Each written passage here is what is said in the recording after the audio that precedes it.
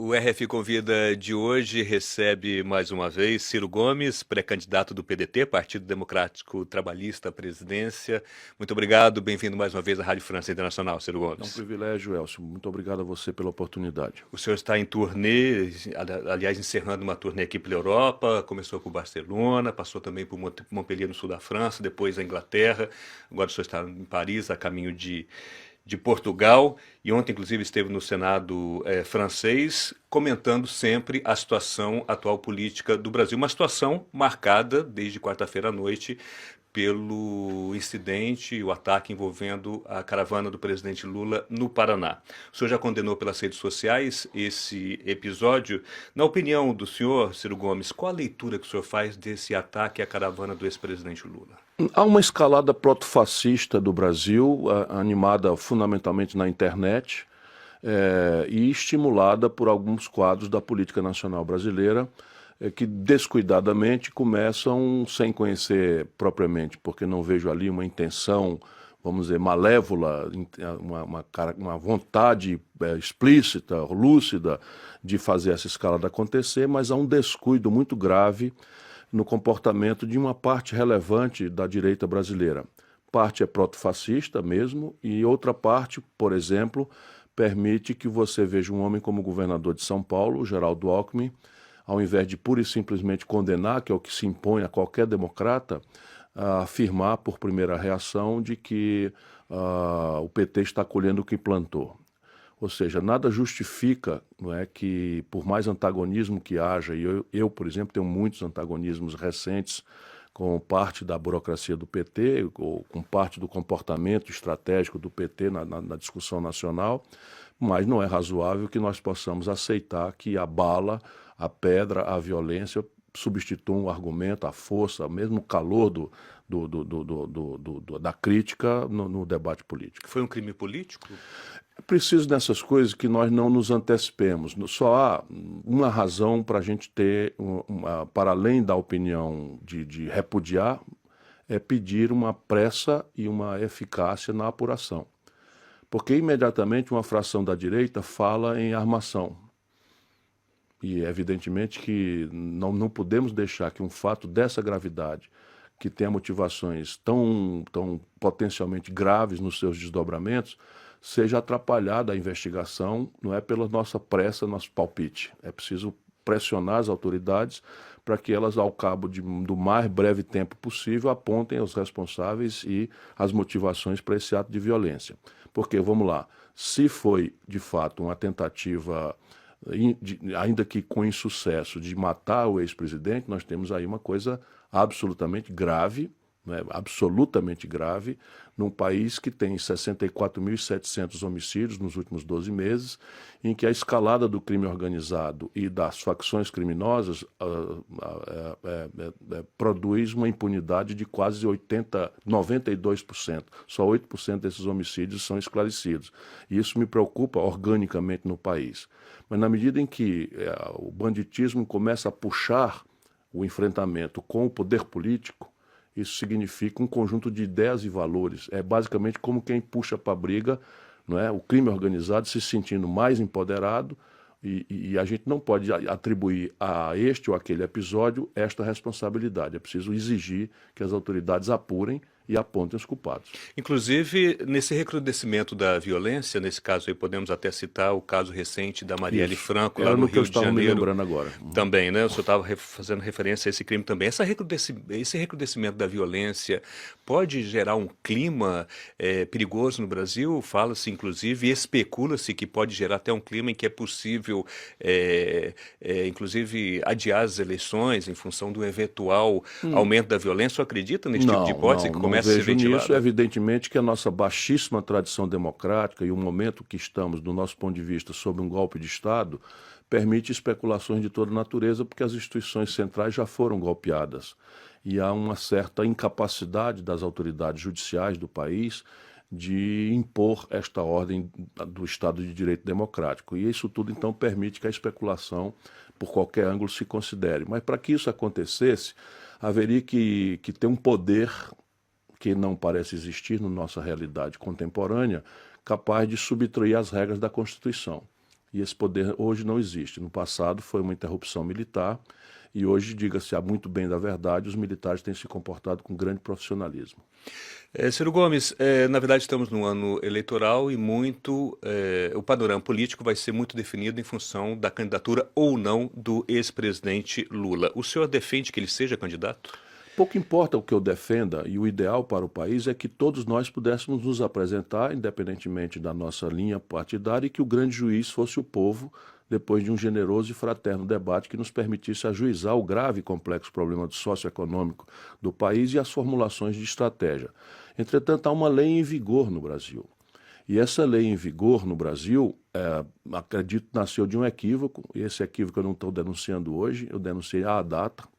Eu falo como professor de direito às vezes, não é? Sou militante político, mas tenho uma vida acadêmica.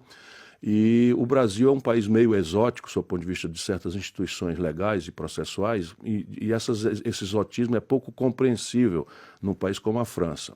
O Brasil permite que um crime trivial, trivial não porque não seja grave, mas trivial porque não tem alto alcance sob o ponto de vista constitucional, que é a formação de quadrilha, corrupção passiva ou um homicídio, né? Esses são crimes que o mundo inteiro julga com 2 graus de jurisdição, apenas para ter a revisão e a garantia, né, de que o erro judiciário seja minimizado.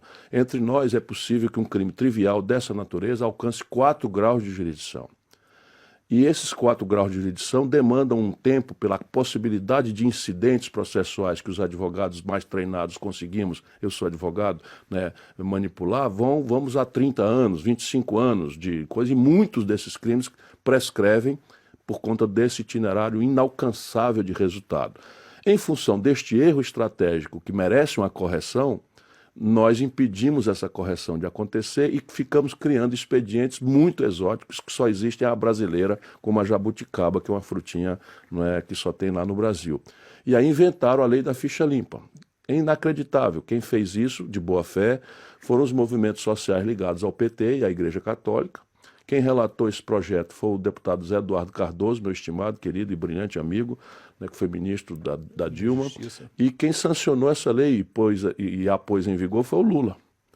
E ela é de uma transparência absoluta, ela não permite dubiedade na interpretação. Ela diz pura e simplesmente que o cidadão ou a cidadã condenado em 2º grau de jurisdição, ainda que tenha 2 graus ainda por percorrer, já fica sem o direito de ser candidato. Portanto, é flagrante que o Lula não será candidato. É lamentável? É lamentável.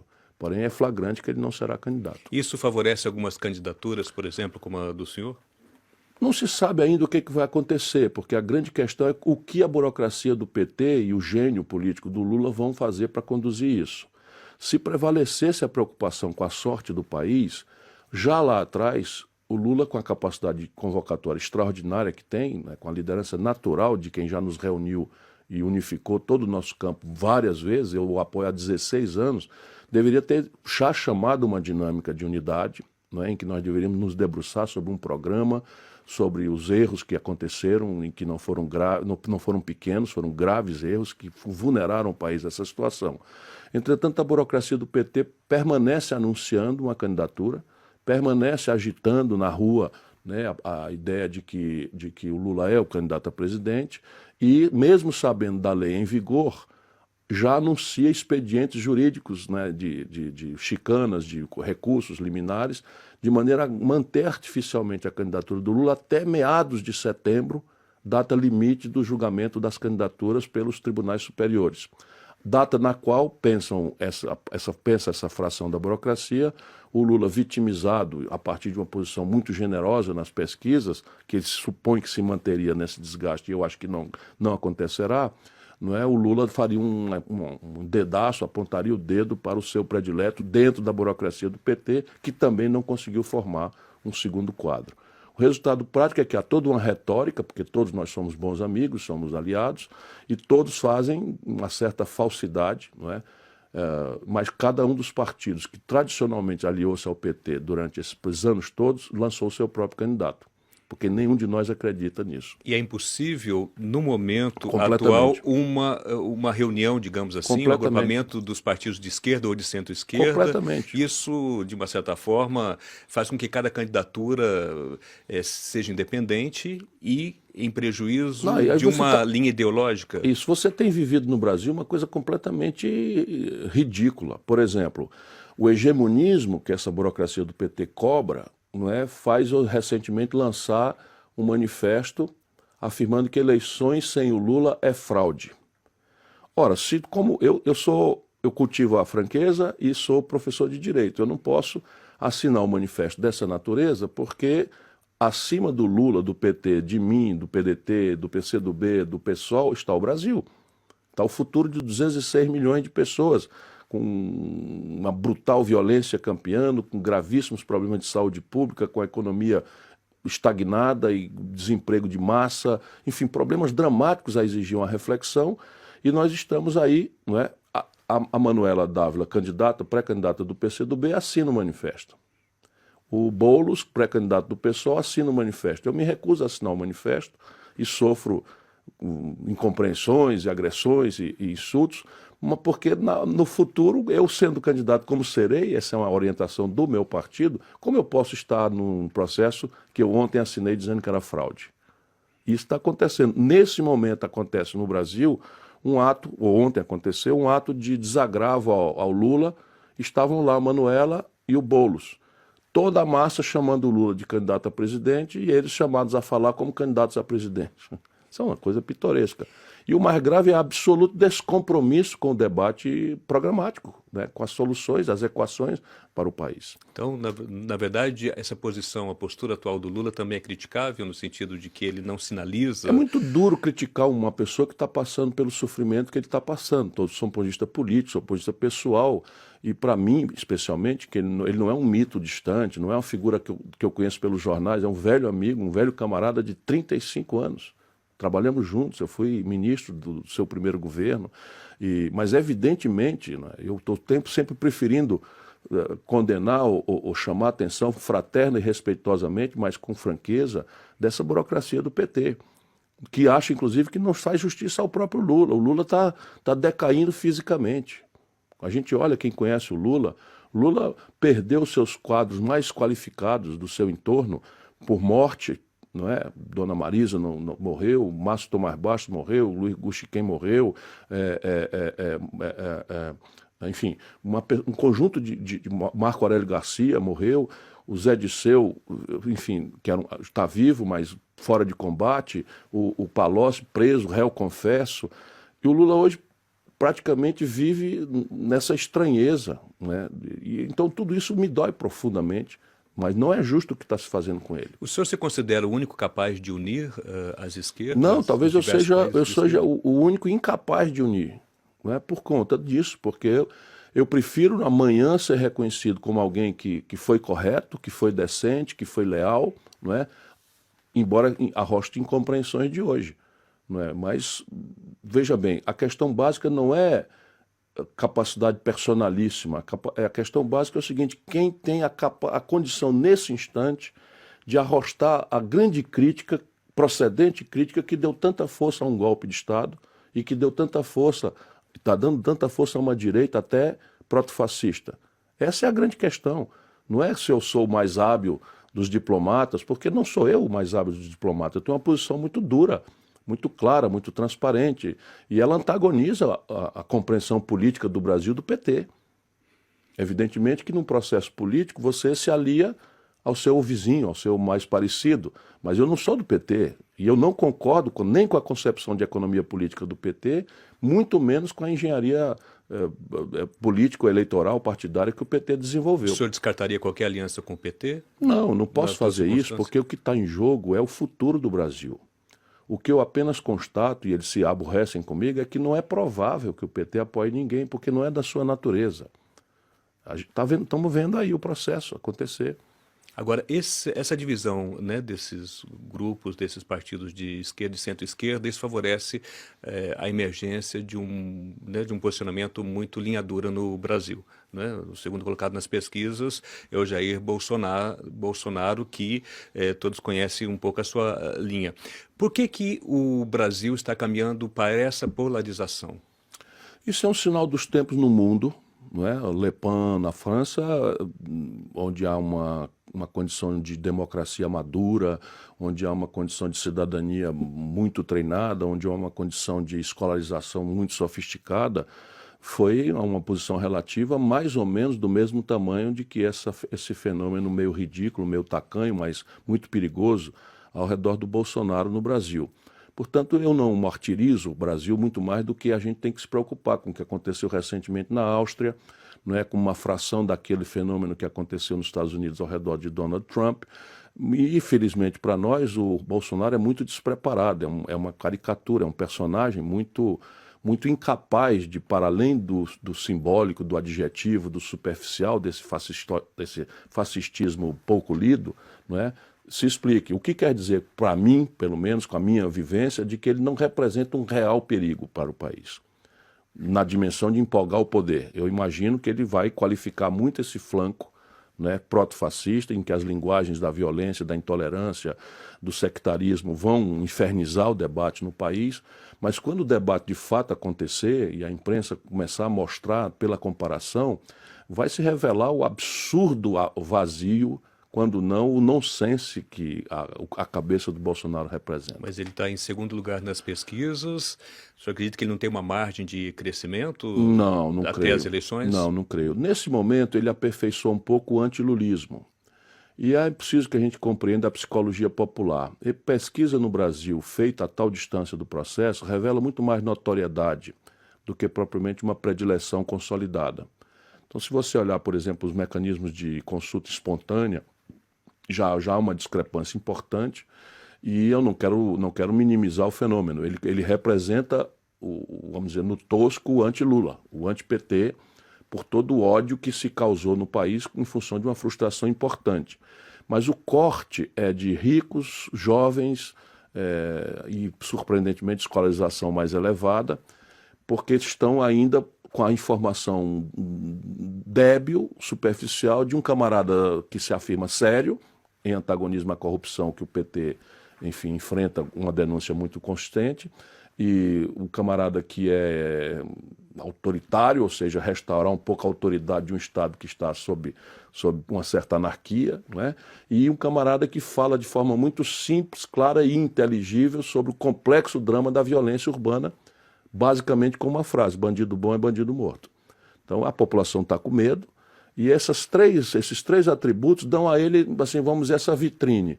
Mas amanhã a motivação do voto vai mudando, do antagonismo, do protesto, para um pensamento sobre o que vai ser do meu país no futuro, como vão se organizar as coisas da economia, como se desenhará o processo sanitário de saúde pública, o que acontecerá na inserção internacional do país, em relação a esse mundo de comércio exterior cada vez mais sofisticado, complexo, com hiatos tecnológicos. E aí o país vai assistir um personagem desmilinguir, porque, penso eu, vamos ver. Eu fui colega dele, deputado, eu conheço, é um personagem. Inclusive ele já votou no senhor, né? Diz ele que votou em mim, senhor, eu não há razão para duvidar disso, não. Em relação ao protagonismo do judiciário, né? Nos últimos anos a gente viu que a população brasileira, inclusive boa parte dela referendando algumas decisões da justiça, principalmente no que se refere ao combate à corrupção, talvez respondendo a essa aspiração dos brasileiros, né? Como é que o senhor vê esse protagonismo atual do judiciário no É uma Brasil? distorção que caracteriza esse quadro meio anárquico que o país está vivendo. E eu quero muito respeitar os anarquistas no sentido literal do termo. Essa anarquia aqui que eu quero dizer é uma certa anomia governamental, uma certa desestruturação, uma certa baderna na institucionalidade, no desenho institucional do país. E é fato que, como o poder político praticamente colapsou no Brasil, e o poder não se compraz com vácuo, o poder político se colapsou, especialmente a chefia do Estado, o executivo desmilinguiu, o legislativo perdeu muita densidade e confiabilidade pelo povo. E o poder não tendo vácuo, ele é ocupado. E aí, imediatamente, houve esse apelo ao judiciário, uma coadjuvante muito relevante, num mal desenhado, do ponto de vista de repartição de atribuições, Ministério Público. E isso não é só na grande fato nacional, é um inferno que é a vida de um prefeito hoje no Brasil. Né? Jovens promotores, não duvido de sua boa-fé, de sua boa intenção, co-governando ou determinando. Outro dia eu estive em Curitiba, e aí não é nenhuma pequena cidade, é uma capital importante do Brasil, estava lá o Gustavo Fruet completamente constrangido, triste, e pedindo a Deus para a hora acabar dele ir embora, porque um promotor tinha mandado um ofício determinando que ele criasse banheiro público nos pontos de ônibus. O que é um contrassenso absoluto, enfim. Mas estava lá o promotor se considerando, provavelmente, com muito boa fé, imaginando que uma senhora na espera do ônibus pode precisar ir ao banheiro e não existe esse banheiro, que um cidadão de idade com a próstata já crescida pode ter incontinência urinária. Então não tenho a menor dúvida disso, só que o desenho institucional não atribui ao Ministério Público esta faculdade de ameaçar um prefeito e constranger-lhe a imagem e a boa nomeada na opinião pública por este ato de boa-fé, não é atribuição dele. E isso não se restaura com desenho institucional nem com engenhoca. Isso se restaura com a restauração da autoridade do poder político, que numa democracia se renova. Nós estamos na iminência, daqui a 6 meses, e está na mão do povo brasileiro renovar 2/3 do Senado, 100% da Câmara Federal e a Presidência da República, além de todos os governadores e todas as Assembleias Legislativas. Só para a gente encerrar a entrevista, qual, na sua opinião, além dessa reforma que o senhor comentou, né, dessa renovação que é preciso fazer, são os assuntos urgentes do Brasil, na sua opinião, o que o senhor, no caso, pretende colocar no seu programa de governo Você eventual? tem 2 camadas de emergências. Uma emergência popular, na percepção popular, claramente indica uma coisa aí entre saúde pública, segurança pública, corrupção e emprego. Então, as emergências populares são essas, e a tendência do marketing, da propaganda, dos candidatos, da certa superficialidade compreensível de uma certa imprensa, é que o debate se fira ao redor disso. Mas há uma outra prioridade em que, não por despotismo esclarecido, mas por liderança, nós temos que ajudar o povo a trazer para junto dessas emergências. Educação, por exemplo, é minha obsessão. E há uma ancestralidade quase impossível de se discutir, mas impossível de ser ajuizada se nós não discutirmos, que é um conjunto estratégico de reformas que restaura a sanidade fiscal do país. O Brasil está quebrado, a dívida absolutamente explosiva tem hoje 1,184 trilhão, ou seja, 26% da dívida pública vencendo em 4 dias. O déficit da Previdência, depois de subtraída os seus recursos pela DRU, que é uma desvinculação de receita da União, com uma emenda à Constituição que já foi feita pelo governo, chegou a 180 bilhões de reais no ano passado. A infraestrutura do país despenca, desmilingue, enfim, há um retrocesso econômico. O Brasil está se industrializando como nenhum país do mundo. Então, esses assuntos não são do drama popular, do dia a dia, mas um líder verdadeiro que queira pôr em debate um desenho novo de país tem que ajudar o povo a compreender também essas coisas. Eu vou tentar, então, fazer essas 2 agendas passarem uma junto da outra. Ciro Gomes, pré-candidato do PDT à presidência do Brasil, muito obrigado pela sua presença, pela entrevista ao RF Convida. Obrigado.